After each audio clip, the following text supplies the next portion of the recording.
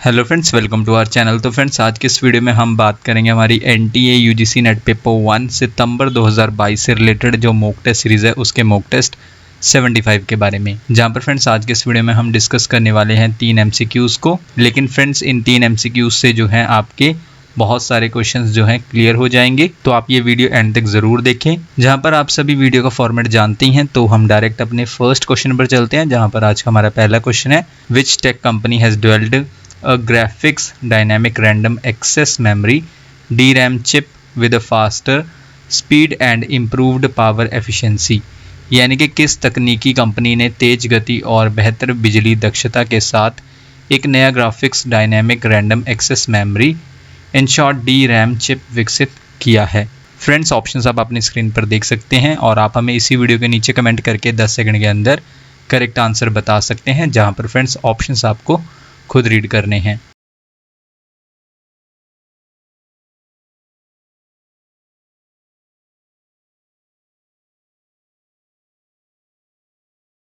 इनमें से वो टेक कंपनी है ऑप्शन डी सैमसंग। सैमसंग ने विकसित किया है एक नया graphics dynamic random access memory in short DRAM chip, जिसकी फास्टर स्पीड है और साथ ही साथ जहां पर इम्प्रूव किया गया है पावर कैपेसिटी में, यानी कि पावर क्षमता में जो है इम्प्रूव किया गया है। फ्रेंड्स, इस क्वेश्चन को हम थोड़ा डिस्कस करेंगे। सबसे पहले सैमसंग ने विकसित किया है इंडस्ट्री का first world's fastest graphics DRAM chip. जहां पर फ्रेंड्स ये क्वेश्चन आपका बनता है आईसीटी से। तो सैमसंग ने विकसित किया है एक नया graphics dynamic random access memory in short DRAM chip faster speed के साथ, और जिसमें इम्प्रूव किया गया है पावर कैपेसिटी को। इसके बाद नेक्स्ट पॉइंट में 24 gigabit graphics double data rate 6 in short GDDR6, इसमें अपनाया गया है थर्ड जनरेशन को, 10 नैनोमीटर टेक्नोलॉजी को, और साथ ही साथ जो डेटा प्रोसेसिंग स्पीड है उसको 30% से ज़्यादा जो है फास्टर बनाता है। अगर हम मौजूदा जो प्रोडक्ट्स हैं उनसे कंपेयर करें तो जो डेटा प्रोसेसिंग स्पीड है उसको 30% से ज़्यादा फास्टर बनाता है। इसके बाद नेक्स्ट पॉइंट में ये जो नई DRAM चिप है प्रोसेस कर सकती है ग्राफिक इमेजेस को 1.1 टेराबाइट्स पर सेकेंड की स्पीड से, जहां पर सैमसंग जो है क्लेम करती है, दावा करती है ये जो है फास्टेस्ट है वर्ल्ड में, और बराबर है किसके, प्रोसेसिंग के 275 फुल HD यानी कि हाई डेफिनेशन मूवीज़ के 1 सेकंड में। तो ये जो है इसके बराबर है। इसके बाद नेक्स्ट पॉइंट में ग्राफिक्स DRAM का यूज़ किया जाता है हाई पावर्ड 3D गेम्स में, पर्सनल कंप्यूटर्स में, नोटबुक्स और डिवाइसेस जिनमें जो है वीडियो को प्ले किया जाता है हाई रेजोल्यूशन के साथ, तो उनमें जो है यूज़ किया जाता है ग्राफिक्स DRAM का। इसके बाद अगर हम फ्यूचर में बात करें तो उम्मीद है कि इसका यूज़ किया जाएगा हाई परफॉर्मेंस कंप्यूटिंग में, इलेक्ट्रिक कार्स और ऑटोनॉमस व्हीकल्स में, इसमें जो है इस चिप का यूज़ किया जाएगा। इसके बाद फ्रेंड्स हमारा नेक्स्ट क्वेश्चन है, क्वेश्चन नंबर 2 में आपको बताना है, dash is now the first and only state in the country to have its own internet service. यानी कि डैश अब देश का पहला और एकमात्र राज्य है जिसके पास अपनी इंटरनेट सेवा है।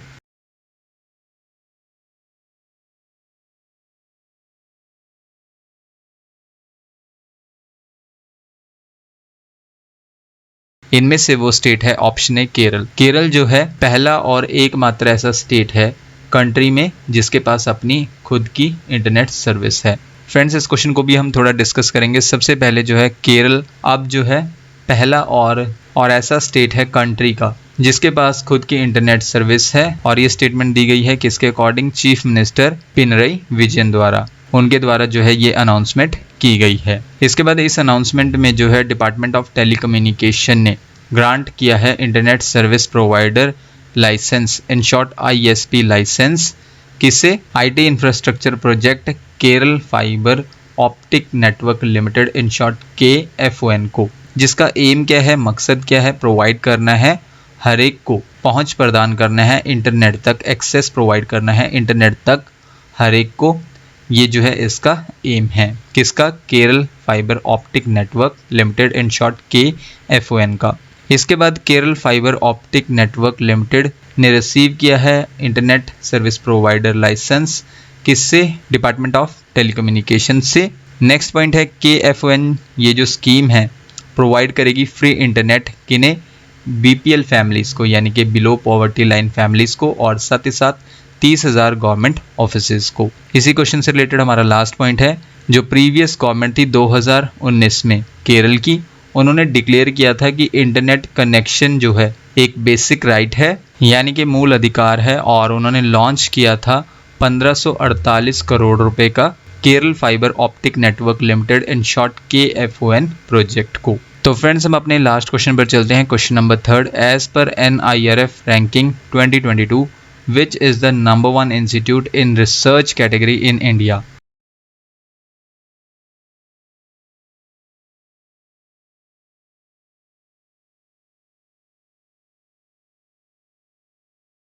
इनमें से वो नंबर 1 इंस्टीट्यूट है option D, Indian Institute of Science Bengaluru.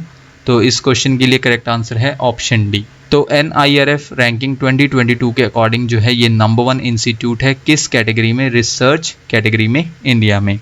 तो सबसे पहले फ्रेंड्स एजुकेशन मिनिस्टर हैं धर्मेंद्र प्रधान, जो कि करंट एजुकेशन मिनिस्टर हैं, उन्होंने रिलीज़ किया है NIRF रैंकिंग 2022 का जो 7th एडिशन है उसको रिलीज़ किया है, जो कि रैंक देती है इंडिया के हायर एजुकेशनल इंस्टीट्यूट्स को, जहाँ पर फ्रेंड्स जो टॉप 2 इंस्टीट्यूट्स हैं उनकी पोजीशन जो है लास्ट ईयर की तरह ही सेम रही है national institutional ranking framework in short NIRF में।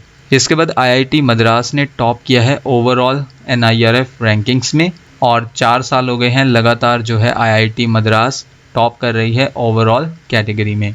और जबकि सेकंड और थर्ड प्लेस पर सेम कैटेगरी में, यानी कि ओवरऑल कैटेगरी में कौन से इंस्टीट्यूट रहे, तो सेकंड पर रहा Indian Institute of Science Bengaluru और थर्ड पर IIT बॉम्बे।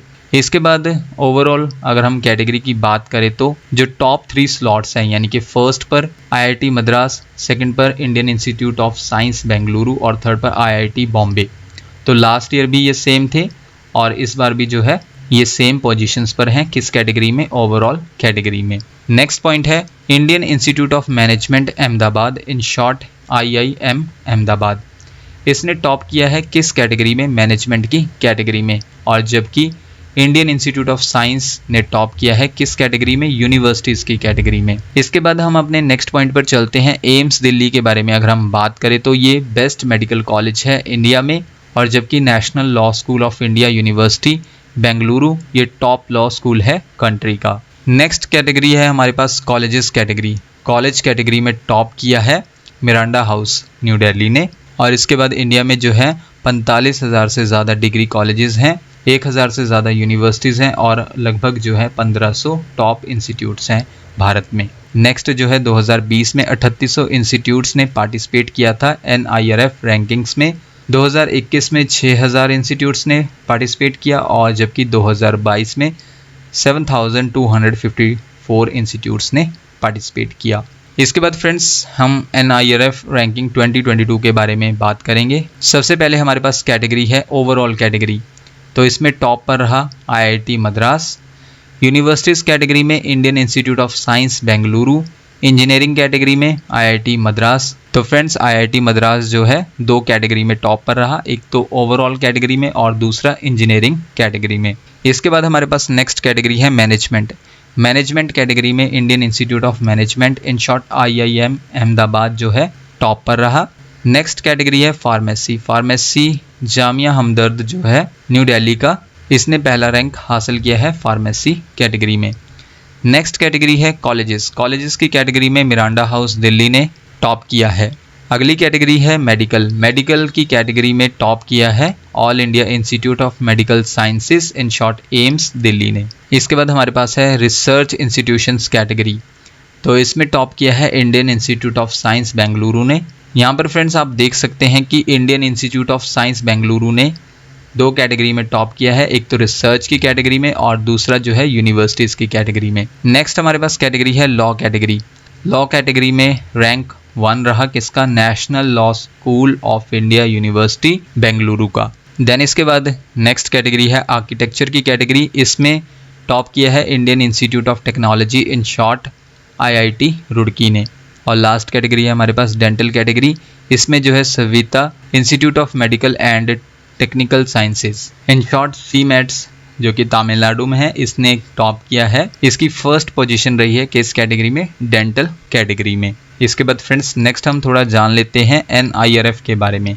सबसे पहले इसका फुल फॉर्म क्या है, नेशनल इंस्टीट्यूशनल रैंकिंग फ्रेमवर्क, जो कि एक मेथडोलॉजी है, पद्धति है, जिसे अपनाया गया है भारत सरकार की मिनिस्ट्री ऑफ एजुकेशन यानी कि शिक्षा मंत्रालय द्वारा। और ये क्या करता है, रैंक करता है इंस्टीट्यूशंस को हायर एजुकेशन के इंडिया में। इसके बाद इसके फ्रेमवर्क को मंजूरी दी गई थी MHRD द्वारा और इसे लॉन्च किया गया था उस टाइम के जो minister of human resource development थे 29 सितंबर 2015 को, उनके द्वारा जो है इसे लॉन्च किया गया था। अगर हम कैटेगरीज के बारे में बात करें NIRF की, तो इसमें जो है करंट टाइम में अभी फ़िलहाल जो है 11 कैटेगरीज हैं और कैटेगरीज कुछ इस प्रकार से हैं। नंबर 1 है ओवरऑल, सेकंड है universities, third engineering, fourth management, fifth pharmacy, 6 colleges, 7th medical, 8th law, 9th पर है रिसर्च इंस्टीट्यूशंस, 10th पर आर्किटेक्चर और 11th पर है डेंटल। तो ये 11 कैटेगरीज हैं करंट टाइम में NIRF में।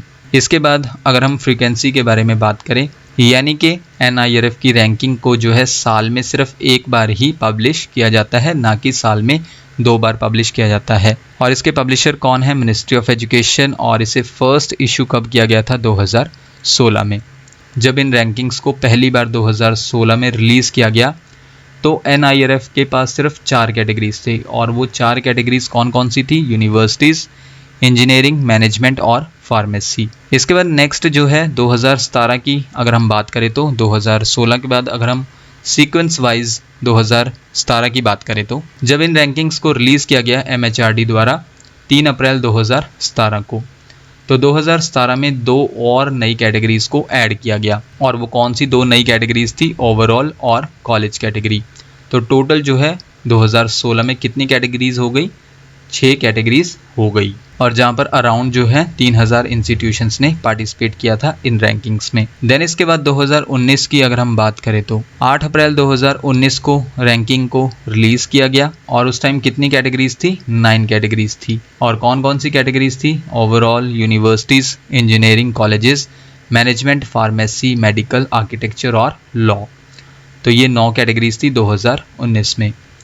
इसके बाद 2020 में MHRD ने 11 जून 2020 को इन रैंकिंग को रिलीज़ किया और पहली बार ऐसा हुआ जहां पर डेंटल इंस्टीट्यूट्स को जो है अलग कैटेगरी में रखा गया, यानी कि डेंटल कैटेगरी को इंट्रोड्यूस किया गया कब, 2020 में। इसके बाद फ्रेंड्स नेक्स्ट हमें पता होना चाहिए पैरामीटर्स के बारे में NIRF के, यानी कि किन पैरामीटर्स के आधार पर जो है इंस्टीट्यूट्स को रैंक किया जाता है। जहां पर फ्रेंड्स NIRF के पैरामीटर से रिलेटेड आपके प्रीवियस एग्जाम में ऑलरेडी क्वेश्चन पूछा जा चुका है।